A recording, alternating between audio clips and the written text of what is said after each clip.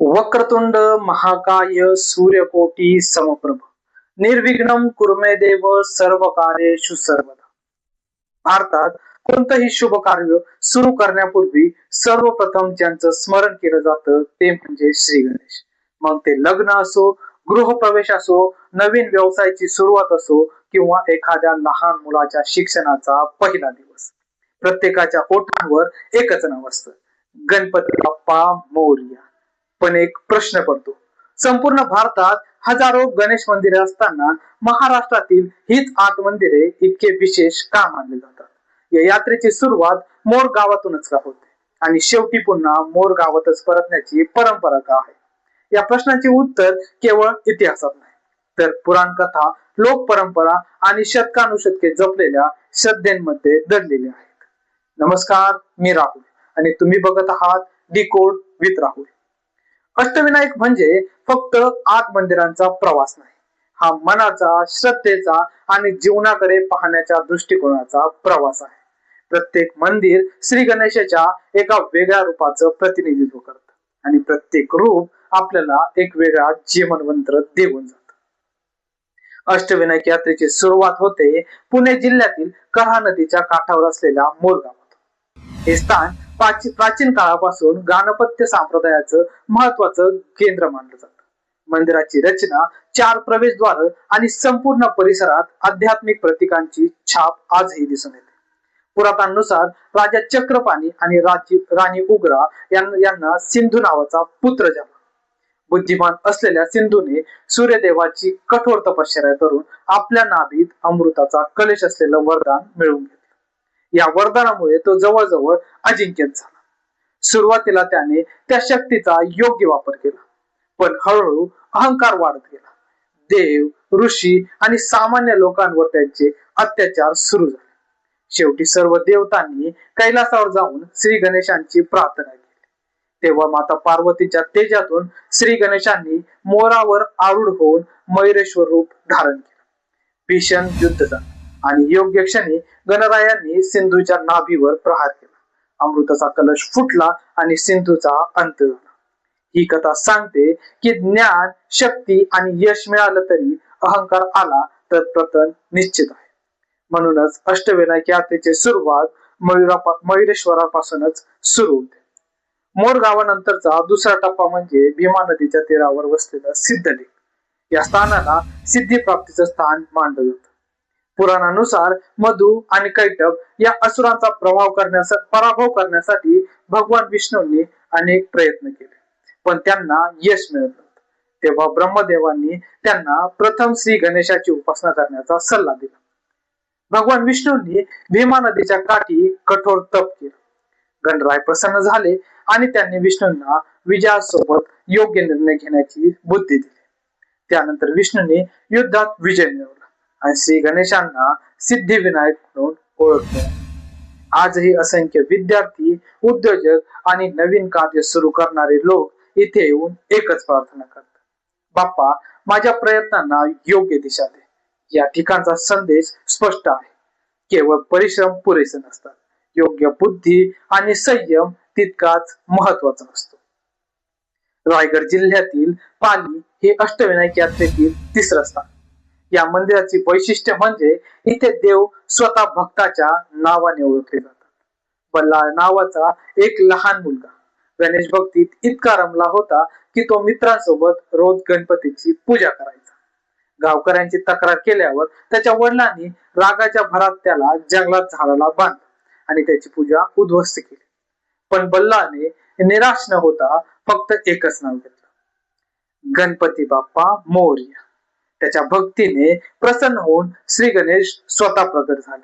त्यांनी बल्लाची सुटका केली आणि म्हणाले, आजपासून मी तुझ्या नावाने ओळखला जाईल. म्हणून आज हे स्थान बल्लाळेश्वर म्हणून प्रसिद्ध आहे. या कथेचा संदेश अत्यंत सुंदर आहे. देवाला संपत्ती नाही तर निरागस मन हवं असतं. रायगड जिल्ह्यातील महाड हे 4थं स्थान. वरद म्हणजे वरदान देणारा. स्थानिक परंपरेनुसार राजा धुंडू आणि राणी दीपा यांना संतान प्राप्ती होत नव्हती. अनेक प्रयत्न निष्फळ ठरल्यानंतर त्यांनी श्री गणेशाची अखंड उपासना केली. गणराय प्रसन्न झाले आणि त्यांना इच्छित वरदान मिळालं. तेव्हापासून हे स्थान वरद विनायक म्हणून प्रसिद्ध झालं. आजही हजारो भाविक नवस घेऊन येथे येतात. या कथेचा संदेश श्रद्धा म्हणजे चमत्काराची वाट पाहणं नाही, श्रद्धा म्हणजे आशा संपली तरी विश्वास टिकवणं हा आहे. पुणे जिल्ह्यातील थेऊर. कपिल ऋषींकडे चिंतामणी नावाचा दिव्य मणी होता.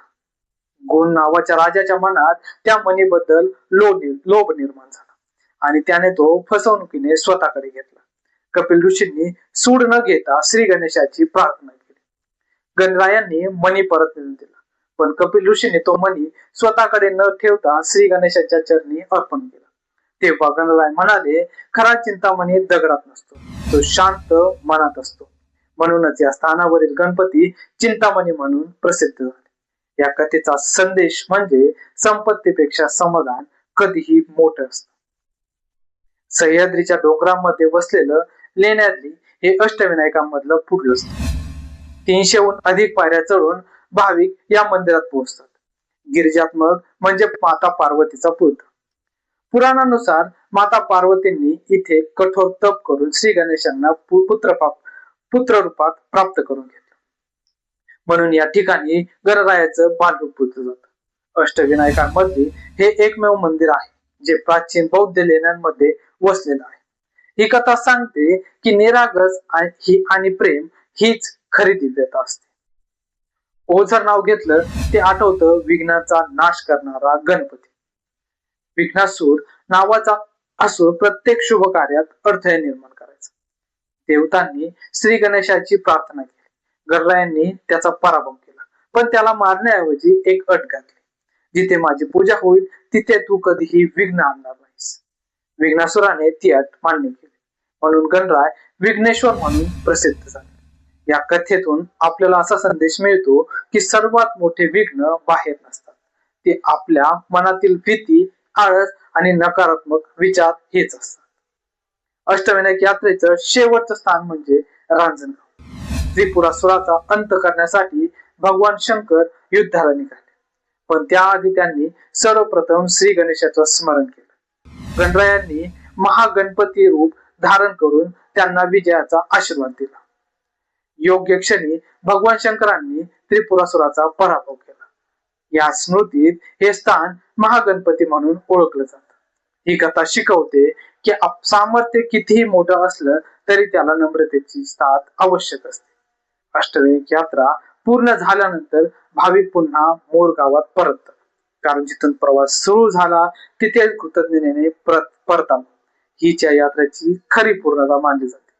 अष्टविनायक केवळ 8 मंदिरं नाही, मयुरेश्वर अहंकारावर विजय मिळवायचं शिकवतात. सिद्धिविनायक प्रयत्नांना दिशा देतात. बल्लाळेश्वर निरागस व्यक्तीचं महत्व सांगतात. वरद विनायक आशा जिवंत ठेवतात. चिंतामणी समाधान शिकवतात. गिरिजात्मक प्रेम आणि संयमाची आठवण करून देतात. विघ्नेश्वर अंतर्मनातील अडथळ्यांवर मात करायला शिकवतात आणि महागणपती नम्रतेचं खरं सामर्थ्य असल्याचा संदेश देतात. यामुळे शेकडो वर्षांपूर्वी लाखो भाविक ही यात्रा करतात आणि शेवटी एकच जयघोष करतात, गणपती बाप्पा मोरया. मी राहुल आणि तुम्ही बघत होतात डिकोड विथ राहुल. तुम्हाला हा व्हिडिओ आवडला असेल तर कमेंट मध्ये नक्की सांगा आणि चॅनलला सबस्क्राईब करायला विसरू नका.